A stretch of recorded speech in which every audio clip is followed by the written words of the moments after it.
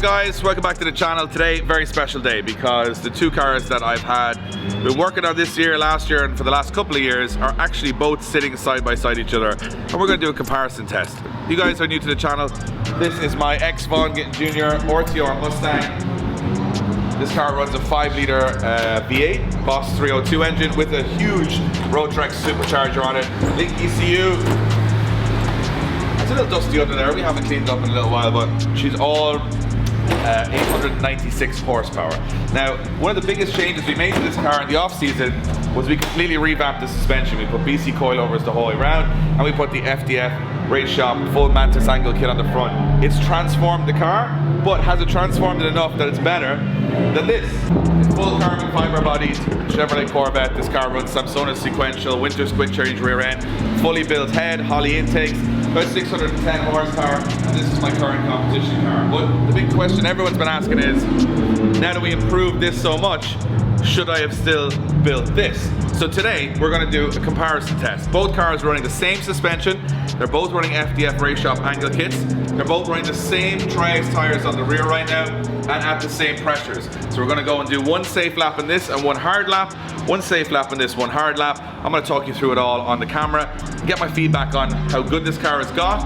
Is it better than this car? Is this car better than this car? We have no idea, but today, we're gonna find out.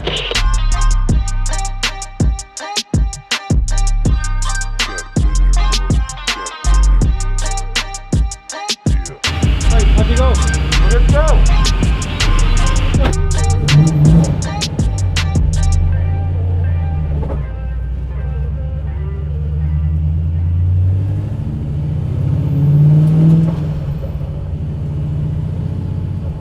Alright, we're going to take the Mustang for a spin. I put the steering wheel on awkward, so I don't really care, it's fine. And we're heading out onto the back track, which is a really good place to test the car. Slow bits, fast bits, all that kind of good stuff.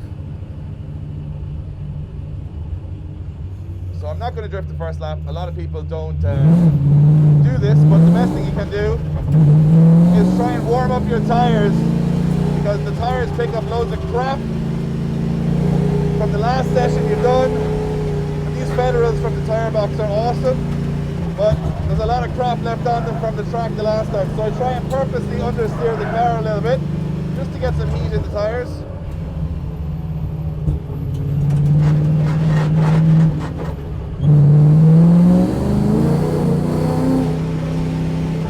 Give it a little bit of a run through the track, get some heat in. It's a big girl, this car.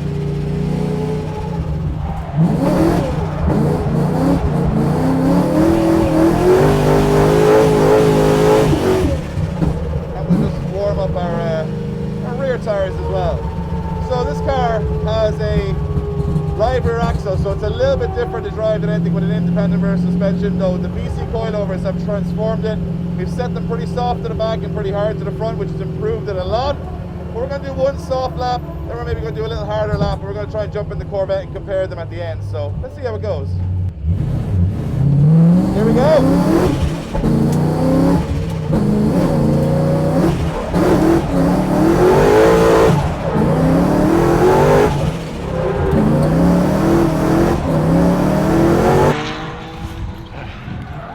Make sure I get the shot of Dave.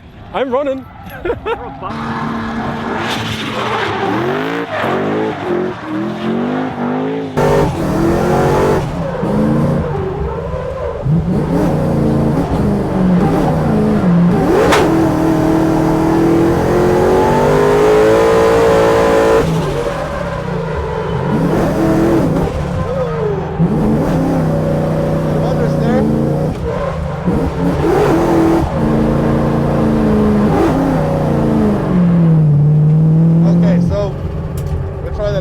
Second gear is all we're going to need for that track. Third is a little bit boggy in this. So this car has like a 3/6 diff in it, which means second is really long. Third, maybe the other way is better, but I'm going to try it in second. I think that's going to be much better. And the Corvette also has a long second gear, so I think it's a fair comparison. I'm going to scratch that one down to it doesn't really want to go. And we've also put a lot more grip into the car. This car is a lot better since we put the FDF Race Shop angle kit in, and the BC Racing coilovers totally transformed it. It's a lot more predictable.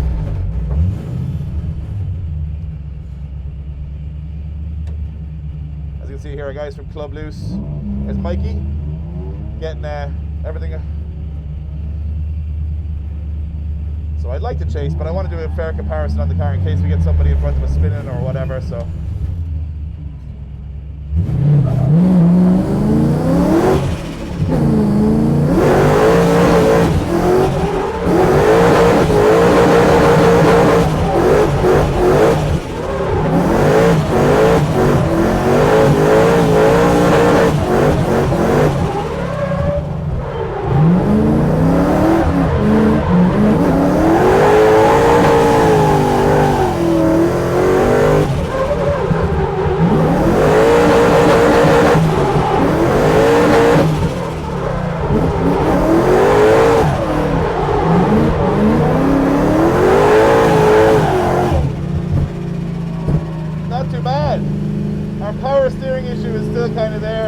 Binds up a little bit. We know the pump is on the way out. We just didn't fix it.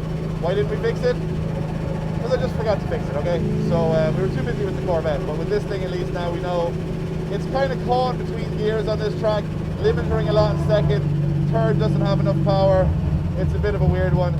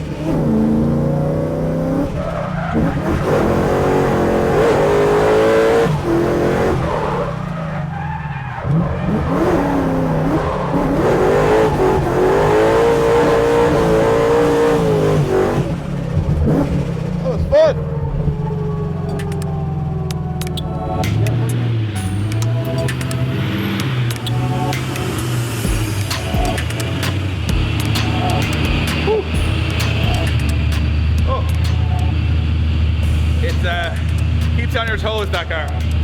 Keeps you on your toes. Super caught between gears there, between second and third. Like second, it's too much limiter. Third, it needs too much work. I think a diff ratio and a power steering pump on this thing will be sweet. Handles 10 times better than it did before we changed the BC Racing coilovers and the FDF. The federals on the front, get rid of all the understeer there from the tire box. I recommend if you're a track day driver, grab those tires because they change the game. Okay, now it's time to fire up the car, my dream car, the Carbon Corvette, and see how much better or worse it is to drive than the Mustang. Maybe you guys can see it in the video, let me know, but this is what we've been waiting for, to get this thing out with Mondello on a full lap of the track. It hasn't done one yet. I'm hyped.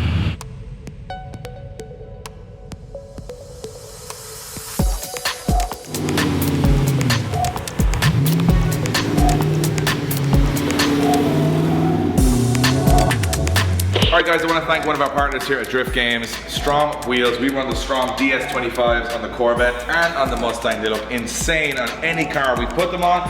They're also one of the strongest wheels in the game. And if you get a bit of a bump, you don't DB the tire. These hold up to the test of time. We've tested them against wall runs, we've tested them on D-beads, and they are unbelievable compared to everything else. They're also well priced and they do package deals. So check out the Strong Wheels website right now.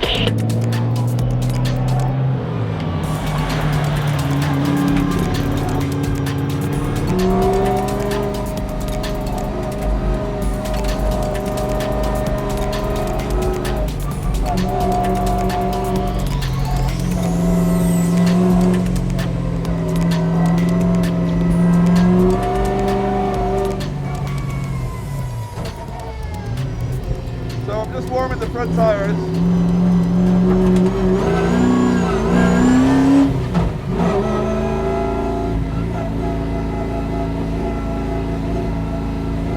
Just to get some grip into them.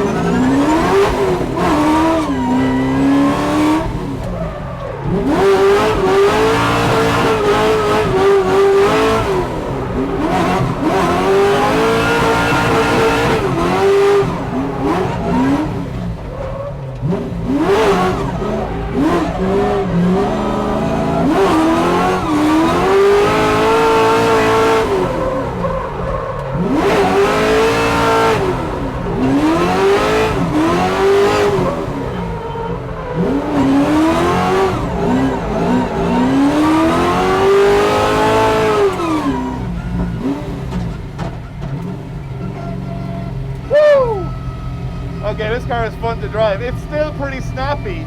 I think that's just the nature of the chassis. I think the Mustang is less snappy, but this feels much more nimble, feels much more crack. Hello, Mike. It just feels a lot more fun. So to be honest, I'm a big fan of this. I'm going to do another lap to get used to it. I haven't actually driven this at speed in Mandela before, so a couple of laps is doing me no harm. I'm probably on my like 18th lap in this car in total. So I haven't really had the chance to stretch its legs, so that was nice to be able to do. Man, I love this thing. It's just so visceral. Feel everything in the car, feel every bump. You can stand very close to the front. I stand close to the front, right? You have to scoot on it. Keep pressing the yoke. You're flying now, mate. Whoa! That's too fast. Jesus, it gathered some speed there at the end. Picks up. Or you can have that and I'll take this. I think I'm better off behind this.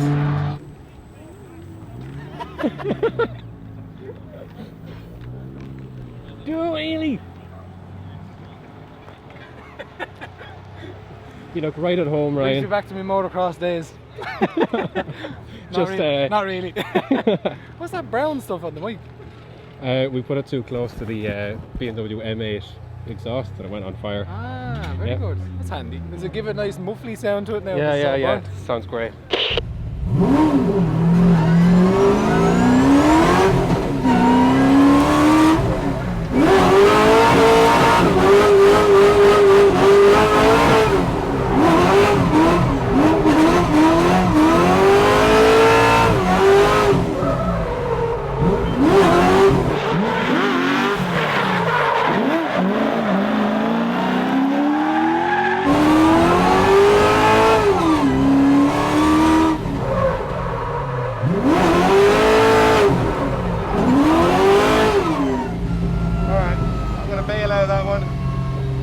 Not going right for me. Need to drive the car a little bit differently.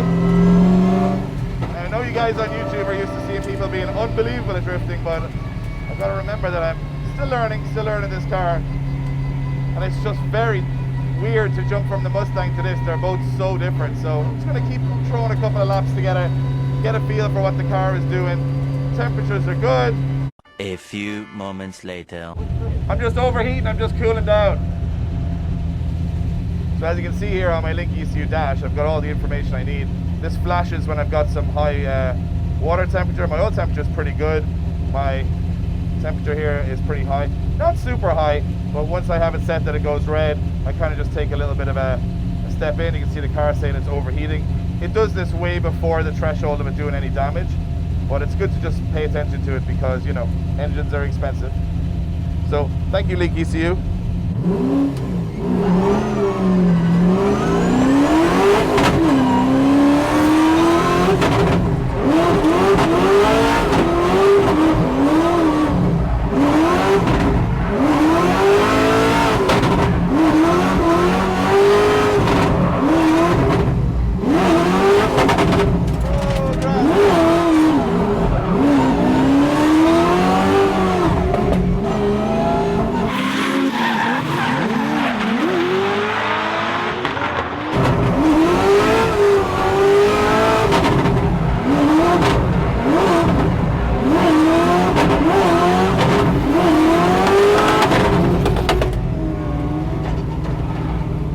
Take the bonnet off. Take it off.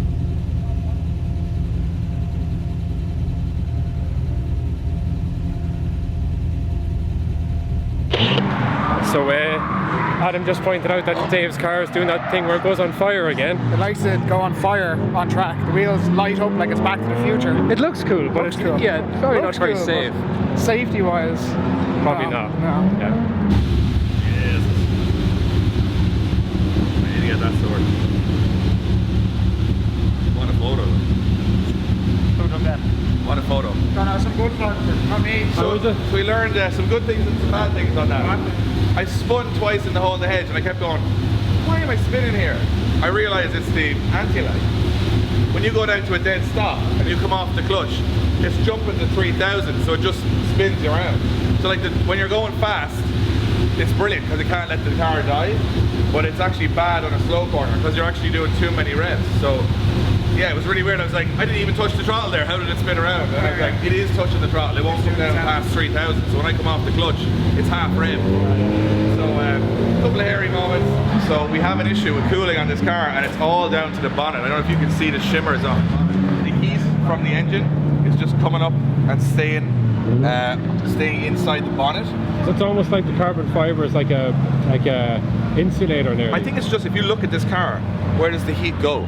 Like, it comes in through here, comes up through the radiator, and then it just, all the heat from the engine goes up to the bonnet. And what happens is, you then end up getting the hot air getting sucked back in by the radiator. Do you need to put vents in it? I think we need to put vents in it, or something along those lines, or maybe somehow try and get some more air into the front. Because even when I was driving, it wasn't cooling down. So, like, you sit up and it's at like 107 degrees, and it just stays at 107 degrees. It's not cooling down. It's not. Then you know it's a problem with air trapped as opposed to the engine getting hot. Because so we're going to take the bonnet off for the rest of the runs. This seemed to solve the problem in the BDC, so we should get more laps out of it. So I'm in the car, right? I'm wearing a t-shirt, as you can see. Yeah. Just touch the tunnel there. Oh my god. Now remember, this is cooled down a little bit. Oh, that's quite hot. So I remember I put that little pad in, or I put that in, so that's to stop my elbow hitting the tunnel on the Samsonis. That's now stopping me from, I think, 3rd-degree burns at this stage. It's so hot. But like, it's like a kettle that's been on a few minutes ago. Yeah. But it's still quite. And remember, that's with the roof off, like there's plenty of... Oh, right, okay, that's as long as I can do that. That's very sore. We're now going to change onto a different tyre, so this is what testing is all about. So definitely much more comfortable in the car there. Just, again, trying to get myself up to speed with it. I have the hot sauce button, makes it so much easier, but then it's so much louder. So it's like... Yeah, you can hear it when you're on it, like, it's just like bang, bang, bang. I kind of feel like I want to just be lenient with that. I don't think it's over the noise rates, but it does sound pretty vicious. So we're now changing on to these, which are Zestino hard compound tires. So we were on Trius Racing King. We're now going to try these Zestinos and see if they're much better. The guy who actually beat me in the British Drift Championship was running these. And he was very fast. So just for the sake of it, I'm going to try them. The one thing I have a problem with on the Trius Racing King is they're an amazing tire when you're on throttle, like you've loads of pace, but when you come off throttle, they're very little side bite, or if you come on the handbrake, the car almost accelerates a little bit because it actually just washes. Same when you come off throttle. So these are supposed to be a little bit better for that. So I'm going to try and drive on these, see what the difference is, and today is all about testing. So we did the Mustang runs, they were a bit sketchy. We did some Corvette runs, they were a bit sketchy. Don't come to drift games if you want superb driving. If you want panic just about not crashing, that's what you get around here.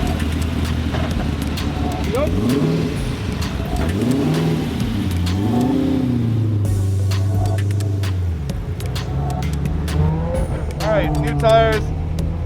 Let's see how they go. Have the new Zestinos on.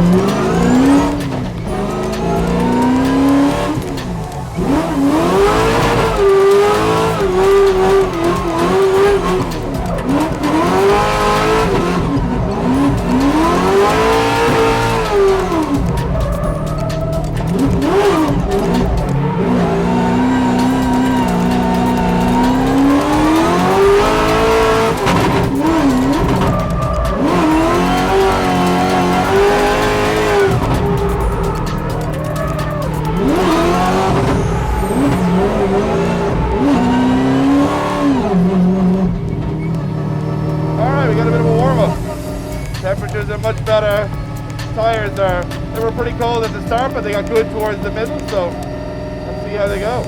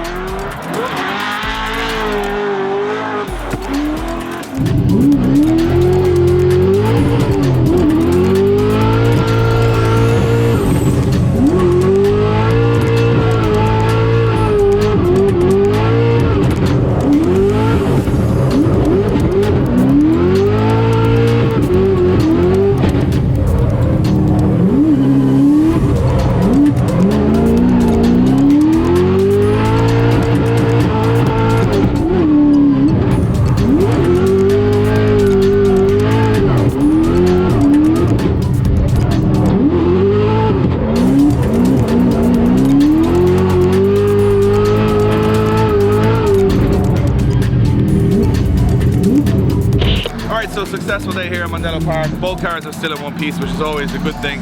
What did we learn today? Well, I think the most important thing we learned was this car has got an awful lot better. This car, I think, overall is better, but this is nicer steering, this is a little snappier, this is better power delivery, this maybe has too much power. The most important thing I've learned, that regardless of any car or any setup, there's one particular part that's very important, and that's me. And I am not driving good enough right now to be really testing either of these cars. So what I really need is seat time. Seat time in this and seat time in this. I'll learn a lot more, we'll be able to tweak a lot more, get more out of each suspension setup. But one good thing is that considering all the people that have worked with us on these cars, both these cars start, run, no issues all day. And if you're a driver like me and you want seat time, that's the most important thing to learn, that your car isn't in the pits all day just getting fixed. They actually work perfectly. So we hope you guys enjoyed this episode. It was like a fun thing we wanted to do because we'd never had the two of them side by side. And yeah, we're going to keep practicing, we're going to keep taking them to competitions, taking them to demos. And which do you think I should bring to the next competition? Should I bring the Mustang? Keep working on that, keep getting the seat time in? Should I bring the Corvette? Let us know in the comments below. Corvette or Mustang, which is your favorite? We'll see you guys in the next episode.